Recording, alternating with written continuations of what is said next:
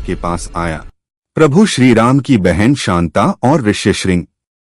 आप सभी को ज्ञात होगा कि श्री राम, लक्ष्मण, भरत और शत्रुघ्न राजा दशरथ के पुत्र थे।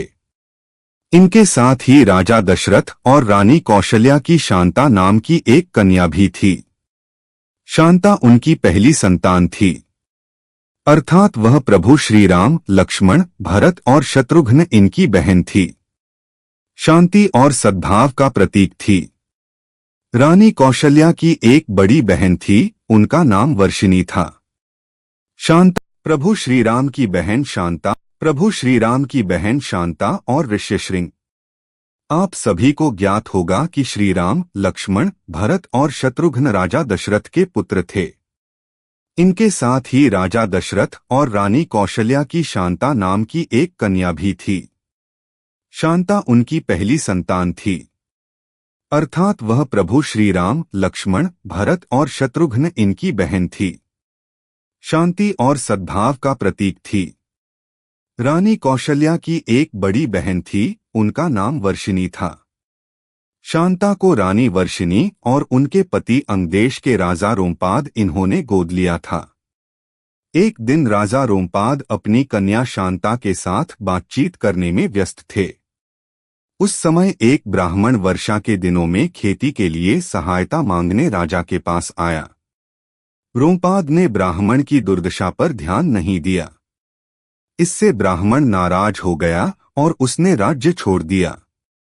वह ब्राह्मण देवराज इंद्र का भक्त था।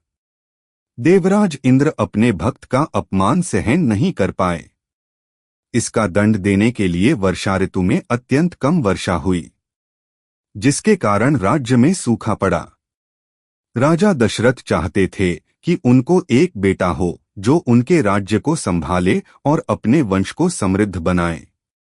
उन्हें एक सद्गृहस्थ ने बताया कि दोनों राज्यों पर आए इस संकट को केवल किसी ब्राह्मण की शक्तियों से ही समाप्त किया जा सकता है।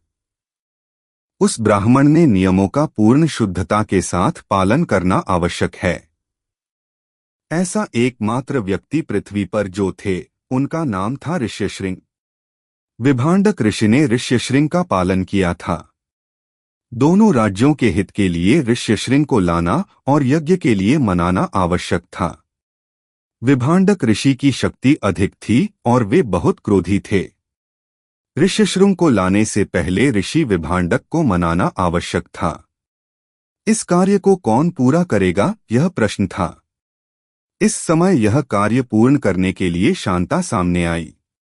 वह ऋष्यशृंग को मनाने के लिए ऋषि विभांडक के आश्रम गई। अपने सद्भाव और गुणों से का ये वीडियो आपको कैसा लगा? अगर अच्छा लगा हो तो हमारे चैनल को सब्सक्राइब कर दें। अब मिलते हैं एक और नए वीडियो के साथ, तब तक के लिए नमस्कार।